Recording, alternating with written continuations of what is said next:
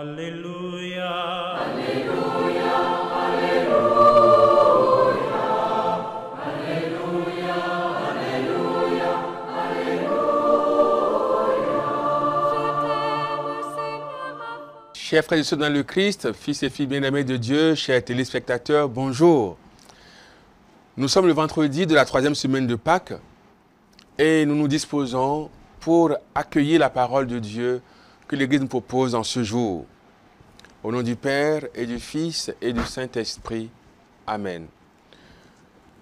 De l'Évangile de Jésus-Christ selon Saint Jean, au chapitre 6, versets 52 à 59. En ce temps-là, les Juifs se querellaient entre eux. Comment celui-là peut-il nous donner sa chair à manger? Jésus leur dit alors, Amen, Amen, je vous le dis, si vous ne mangez pas la chair du Fils de l'homme, et si vous ne buvez pas son sang, vous n'avez pas la vie en vous. Celui qui mange ma chair et boit mon sang a la vie éternelle, et moi je le ressusciterai au dernier jour. En effet, ma chair est la vraie nourriture, et mon sang est la vraie boisson. Celui qui mange ma chair et boit mon sang demeure en moi, et moi je demeure en lui. De même que le Père qui est vivant m'a envoyé, et que moi je vis par le Père, de même celui qui me mange, lui aussi vivra par moi. Tel est le pain qui est descendu du ciel. Il n'est pas comme celui que les pères ont mangé. Eux, ils sont morts. Celui qui mange ce pain vivra éternellement. Voilà ce que Jésus a dit alors qu'il enseignait à la synagogue de Capharnaüm. Acclamons la parole de Dieu.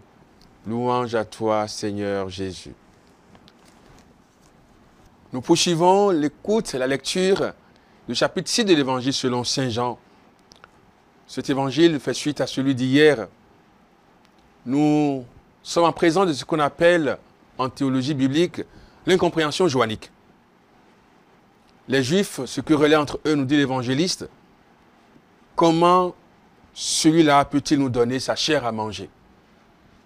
Ils prennent l'affirmation de Jésus au sens littéral, au premier degré. Et donc soupçonnent Jésus d'anthropophagie. Ce n'est pas nouveau. Au IIe siècle, les premiers chrétiens étaient accusés d'anthropophagie, d'être des anthropophages, puisqu'ils mangeaient le corps du Christ, le corps d'un certain Jésus, disait-il. Nous pouvons nous référer à Saint Justin, par exemple, et aux actes des martyrs des premiers siècles, surtout au IIe siècle. Dans la péricope de ce jour, il est beaucoup question de nourriture et de boisson. Il est question de manger, le mot revient 7 fois, de boire, le mot revient 3 fois. Il est question de la chair du Fils de l'homme 4 fois, et du sang 4 fois aussi. Manger et boire, l'action la plus corporelle qui soit, la plus basique, la plus nécessaire à la vie et à la survie. C'est la nourriture et la boisson, on meurt. La science nous apprend que le corps humain peut tenir jusqu'à 30 jours sans s'alimenter. Et qu'un être humain peut vivre environ 8 jours sans rien boire. Dieu lui-même est donc présent dans l'action la plus quotidienne, la plus banale de notre existence humaine. Manger et boire. Dieu est là. C'est l'occasion de prendre conscience à nouveau, frères, que quand je mange, quand je mâche le pain consacré, l'hostie consacrée, la communion, c'est le Christ que je mange. Quand je bois le vin consacré, le sang, son sang, c'est le Christ que je bois. Mais il y a une différence fondamentale entre les deux sortes de nourriture et de boisson. La nourriture et la boisson humaine ont en effet des limites. Malgré la nourriture et la boisson humaine, on peut mourir et de fait on meurt. Tel le pain qui est descendu du ciel. Il n'est pas comme celui que les pères ont mangé. Eux, ils sont morts alors qu'ils l'ont mangé. En revanche, celui qui mange ma chair et boit mon sang a la vie éternelle, parce que celui qu'il mange le ressuscitera au dernier jour. Il ne connaîtra pas la seconde mort. Celui qui mange ce pain vivra éternellement. La communion avec Jésus conduit à une existence perpétuelle au-delà de la mort physique. Ainsi, la nourriture et la boisson ici, tout en étant physique, le pain consacré, le vin consacré, ont des effets spirituels, la vie éternelle. La condition sine qua non pour avoir la vie éternelle, c'est de manger la chair du Christ et de boire son sang. Amen, je vous le dis, si vous ne mangez pas la chair du Fils de l'homme et si vous ne buvez pas son sang, vous n'avez pas la vie en vous. Il en est ainsi parce que, contrairement à la nourriture et à la boisson terrestre que nous digérons, quand nous mangeons le corps du Christ et quand nous buvons son sang, c'est celui que nous mangeons qui nous transforme en lui. C'est lui qui nous assimile. Ainsi, nous recevons des gemmes de vie divine, de vie éternelle, chaque fois que nous communions. D'où l'inhabitation réciproque qui se produit. Celui qui mange ma chair et boit mon sang demeure en moi et moi je demeure en lui. En découle une exigence pour celui qui mange la chair du Christ, pour celui qui communie. De même que le Père, qui est vivant, m'a envoyé et que moi, je vis par le Père, de même celui qui me mange, lui aussi vivra par moi. Le chrétien qui communie doit vivre par le Christ. Ça signifie quoi, vivre par le Christ? Jésus explique le lien profond et vital qui unit les croyants à lui-même et par extension à Dieu son Père. La relation entre le Père et le Fils est transmise aux croyants par la participation à la Sainte Communion.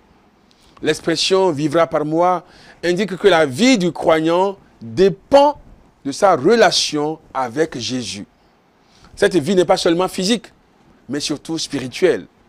Vivre par Jésus signifie mettre en pratique ses commandements, suivre son exemple et rester en communion constante avec lui. C'est une invitation à une relation intime et personnelle avec le Christ, une relation qui nourrit l'âme et donne un sens profond à l'existence. En somme, frères et sœurs dans le Christ, fils et filles bien-aimés de Dieu, l'évangile de ce jour est pour nous source d'encouragement et de motivation. Il rappelle que la foi en Jésus et la participation au sacrement, notamment l'Eucharistie, sont les moyens par lesquels on peut recevoir la vie divine. Cela implique une vie de dévotion, de prière et de service où chaque action est orientée vers la glorification de Dieu et le bien-être des autres. En vivant par Jésus, on est appelé à refléter son amour, sa compassion et sa justice dans le monde.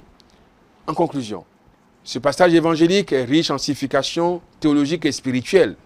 Il met en lumière la relation intime entre le Père et le Fils et la manière dont cette relation est étendue aux croyants par le mystère de l'Eucharistie. C'est une invitation à vivre une vie transformée, enracinée dans la foi et la communion avec Jésus, source de vie éternelle. Pour paraphraser le cardinal Henri de Lubac, qui disait que l'Eucharistie fait l'Église et l'Église fait l'Eucharistie, eh bien nous dirions que l'Eucharistie fait le chrétien. Devenez ce que vous recevez, vous êtes le corps du Christ. Devenez ce que vous recevez, vous êtes le sang du Christ. Amen. Le Seigneur soit avec vous et que Dieu Tout-Puissant vous bénisse et vous garde, le Père, le Fils et le Saint-Esprit. Amen. Alléluia. Alléluia, Alléluia.